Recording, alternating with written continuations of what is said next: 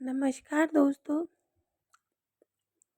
आज करवा चौथ है तो सबसे पहले बोलेंगे चौथ माता रानी की जय। करवा चौथ पर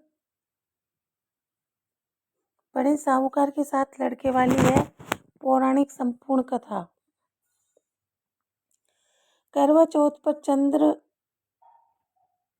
दर्शन से पहले व्रत की कहानी पढ़ी जाती है। कुछ लोग व्रत की कथा दोपहर 12 बजे के बाद पढ़ लेते हैं। कुछ लोग व्रत की कथा शाम को चंद्र दर्शन से पहले पढ़ लेते हैं।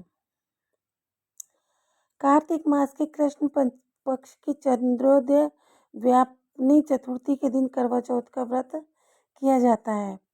इस साल यह व्रत 1 नवंबर को रखा जाएगा। पति के दीर्घायु एवं अखंड सौभाग्य के लिए इस दिन भाल चंद्र गणेश जी की अर्चना की जाती है।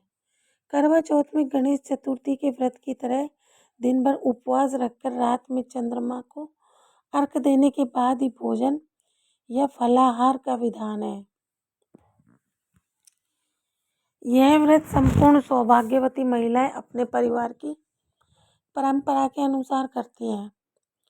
इस व्रत को 12 या 16 वर्ष तक लगातार किया जाता है। इसके बाद इसका उद्यापन भी किया जा सकता है। जो महिलाएं आजीवन करवा चौथ का व्रत करना चाहती हैं वे इस व्रत को कर सकती हैं।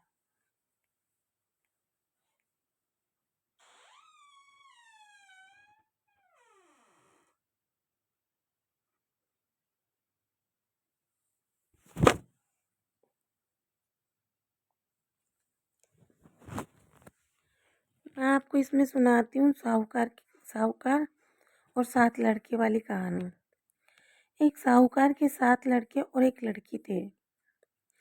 सेठानी की सहित उस बहुओं और बेटी ने करवा चौथ का व्रत रखा था।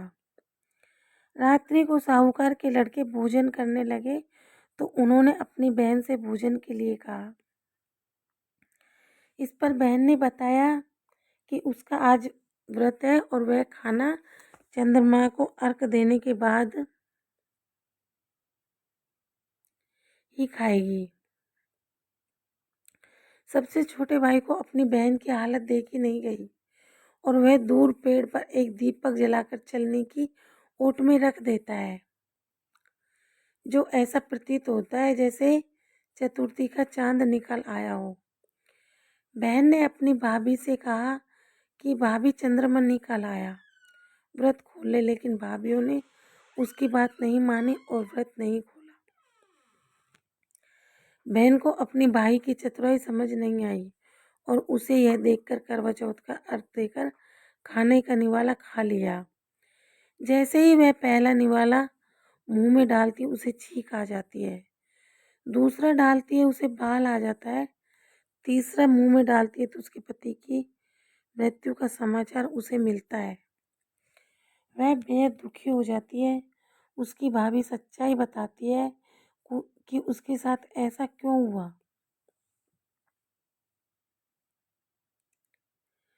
व्रत गलत तरीके से करने से टूटने के कारण देवता उससे नाराज हो गए। इस पर करवा निश्चय करती है कि वह पत्नी की अंतिम संस्कार नहीं करेगी और अपने सतीत्व से उन्हें पुनर्जीवन दिला के रहेगी। शोकातुर होकर वह अपने पति के शव को लेकर 1 वर्ष तक बैठी रही और अपने ऊपर उगने वाली घास को इकट्ठा करती रही। उसने पूरे साल की चतुर्थी को व्रत किया और अगले साल कार्तिक मास चतुर्थी फिर से आने पर उसने पूरे विधि विधान से करवा चौथ व्रत किया। शाम को सुहागिनों से अनुरोध करती है कि यम सुई ले लो, पिए सुई दे दो, मुझे अभी अपनी जैसी सुहागिन बना दो। जिसके फलस्वरूप करवा माता और गणेश जी के आशीर्वाद से उसका पति पुनः जीवित हो गया। जैसे गणपति और करवा माता ने उसकी सुनी वैसे सबकी सुने। सभी का सुहाग अमर रहे।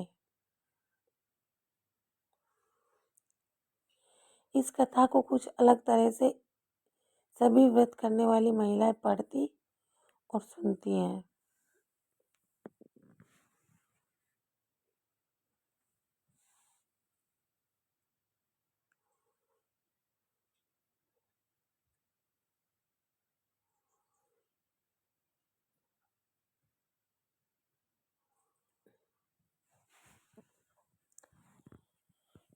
करवा चौथ की कहानी के साथ साथ गणेश जी की कहानी भी सुननी चाहिए। गणेश जी की कहानी सुने बिना करवा चौथ का व्रत अधूरा माना जाता है।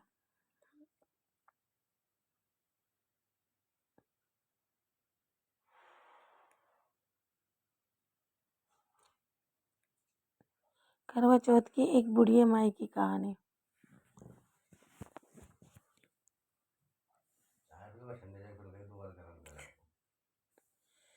पौराणिक कथा के अनुसार एक बार गणेश जी अपने दोनों हाथों में 2 कटोरी लिए पृथ्वी पर भ्रमण कर रहे थे।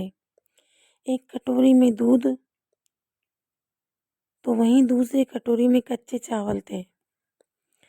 विशेष बात यह थी कि गणेश जी हाथ में जो कटोरियां थी उनका आकार बहुत छोटा था, लिहाजा दूध और चावल बहुत ही कम थे। गणेश जी ने पृथ्वी पर घूमते घूमते कई लोगों से खीर बनाने का आग्रह किया। कोई मेरी खीर बना दो, कोई मेरी खीर बना दो।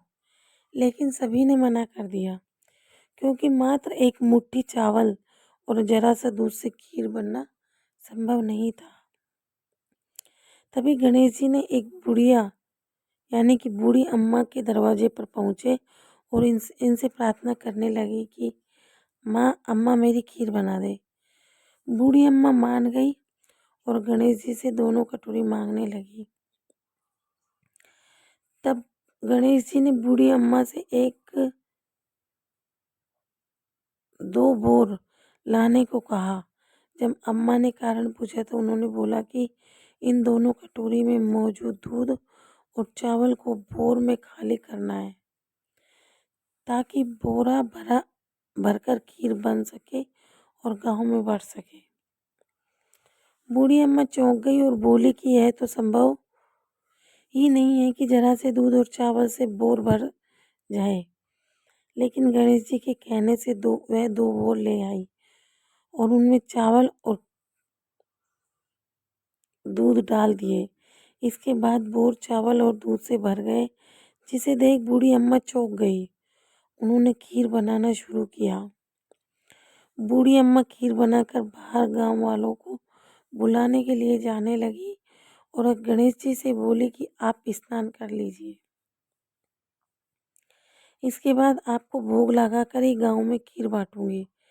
गणेश जी ने स्नान के लिए चले गए और बूढ़ी अम्मा गांव वालों को बुलाने के लिए बाहर चली गई। तभी उसकी बहू आई।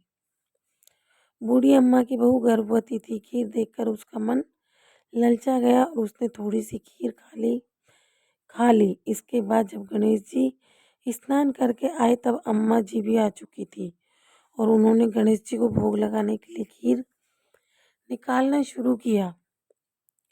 तब गणेश जी ने भोग पाने से मना कर दिया। अम्मा ने कारण पूछा तो उन्होंने बताया कि माई, खीर का भोग तो पहले से ही लग चुका है। गणेश जी ने बताया कि खीर किसी और ने नहीं बल्कि उसकी बहू ने ही खाई है। यह जान अम्मा दुखी हो गई, बहू को उदास मन से देखने लगी। तब श्री गणेश जी ने उन्हें समझाया कि खीर नवजात बालक ने खाई है। गर्भ में पल रहे बालक या गर्भवती माँ द्वारा खीर खा लेने से एक प्रकार से भोग गणेश जी को ही लगा है, क्योंकि गर्भवती महिला या गर्भ में पल रहा बालक सबसे शुद्ध और पवित्र माने जाते हैं। तब कहीं जाकर बूढ़ी अम्मा संतुष्ट हुई और गांव के सभी लोगों को खीर खिलाई, साथ ही गणेश जी ने भी खाई। जिस दिन यह घटना हुई उस दिन करवा चौथ थी, इसलिए यह करवा चौथ के पावन पर्व से जोड़ी गई है। यह कारण है कि करवा चौथ के दिन गर्भवती महिला द्वारा भोजन करना वर्जित महीना नहीं माना जाता है, बल्कि इसे एक प्रकार से भगवान का भोग लगाने के समान माना जाता है। आज के लिए दोस्तों इतना, कहानी यहीं समाप्त होती है।